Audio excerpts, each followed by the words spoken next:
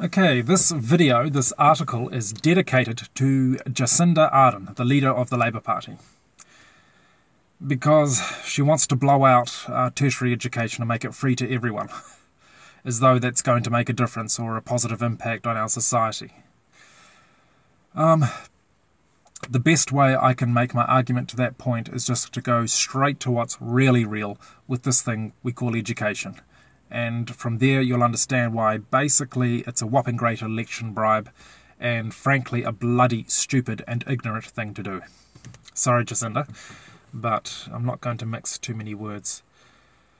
Okay, now this article that I wrote a little while ago is called Shooting at the Wrong Target, Education and Child Abuse. Okay.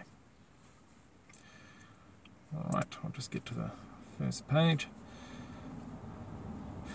If I got a woman carrying two identical twins, took her babies from her immediately after birth, and then had them both brought up in two separate families, what would the outcome be? For if one family was right into schooling and extracurricular activities, and the other family was totally complacent and never made their child do homework. In the short term, and this is based on many identical twin studies, the child being pushed to achieve would not only do better at school, they would also measure a higher IQ as compared to the child that grows up in the relaxed family. But here's the surprise. The difference, as time goes on, progressively disappears into the point where there's virtually no difference in measured intelligence and school performance between the two children. They will be pretty much equal by the time they're 16 and older. So what does that prove? It proves that all that preoccupation with early scholastic achievement doesn't mean much, because the child who grows up in the relaxed family will have no difficulty mastering academia at a later time when life demands that they do.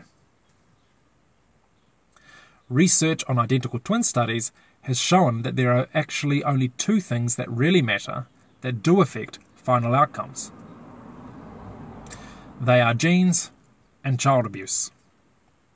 In other words, you can't make your child brilliant, as that is in the genes, but you can certainly screw them up. You can't make them, but you can break them.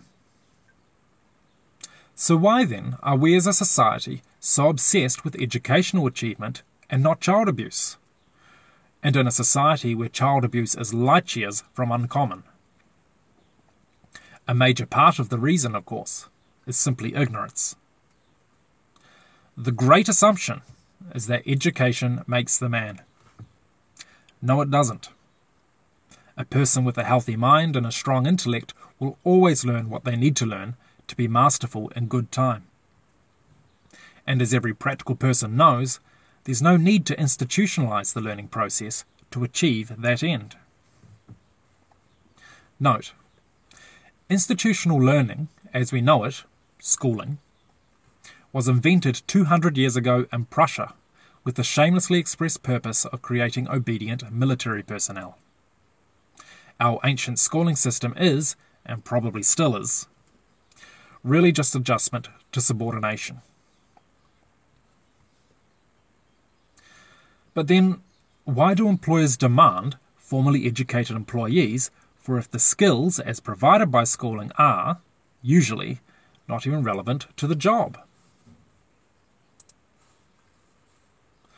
Because employers know that people who have succeeded in school typically make better workers than those who don't. That's all they know, and that's all they need to know. They don't need to know why they make better workers, they only need to know that they do. But we, as a society, need to know. The real reason why people with an education make better workers is not because they've learnt something good, but because they've demonstrated other inherent characteristics through their ability to tolerate their courses. They've proven that they're not stupid, have self-discipline, dedication, and are ambitious, etc. characteristics that are essential for being a good employee in the modern workforce, in particular for jobs with responsibility.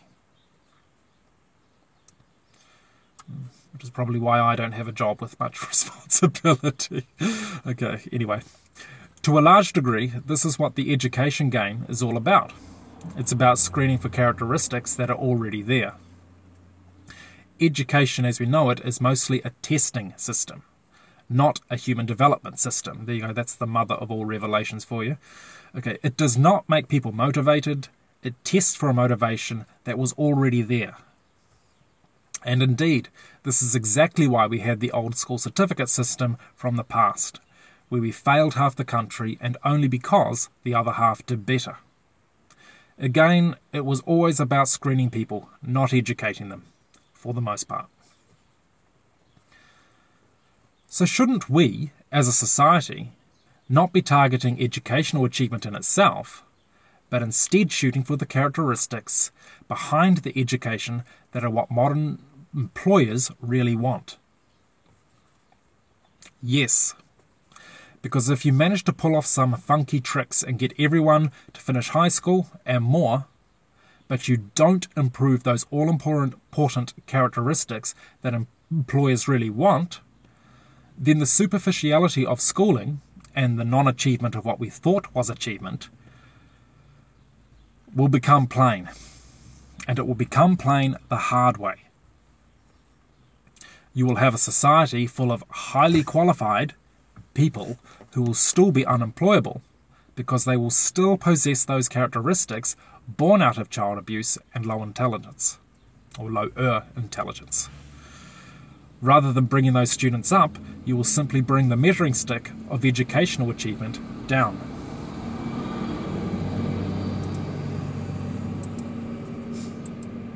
And don't worry about that bus. Okay. Hence, pushing for greater educational achievement, yet without cutting back on child abuse, will come down to a glorious waste of time and effort, and all coming from a great false assumption, the assumption that education in itself means so much. What means so much is protecting children from abuse so that their neurological hardware develops properly. This is what's real, and this is the reality that will have the final say with respect to social and economic outcomes. It's the capacity of your citizens that really counts, not whether or not they've memorized a whole lot of junk that's completely irrelevant to pass an exam, an abstract exam. Okay. So please let's stop obsessing over driving everyone through university and instead start focusing on proper childcare for when it matters the most. And that starts from conception, birth, and infancy most of all, and then the first 5 years of life especially. The end to the article. The thing is, when you understand that education really is primarily a screening system, I mean, that is so obvious. I mean, we all know that 90% of those courses, and 90% of the material in the courses that people do at uni is never used on the job. And what is needed is always learnt quickly enough on the job. When we understand that, we can see that it's mostly a screening system. It's mostly like a 3-4 plus year IQ test and diligence test. That's what universities are.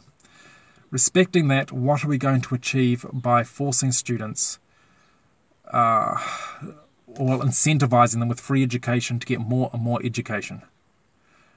To climb higher and higher, to get your degree, your honours degree, your master's, and then go up.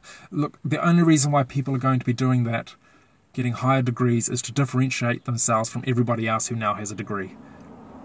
And insofar as that education is not truly developmentally relevant, and most of it isn't, again, it's just a screening process, it's a horrific waste of money and time.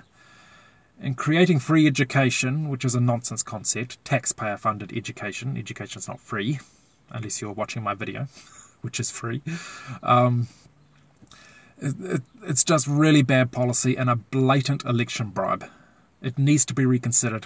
What Jacinda Ardern should really be talking about is looking at where education is truly necessary for special training for like engineers and medical people, creating a restricted number of slots that people can attend in universities based on how many, of these professionals that we need, and giving people equal opportunity to compete for scholarships to those positions. But for the love of God, do not create what we already have, the bloat out that we already have, and aggravate it, where we just give everybody a blank check to get into education.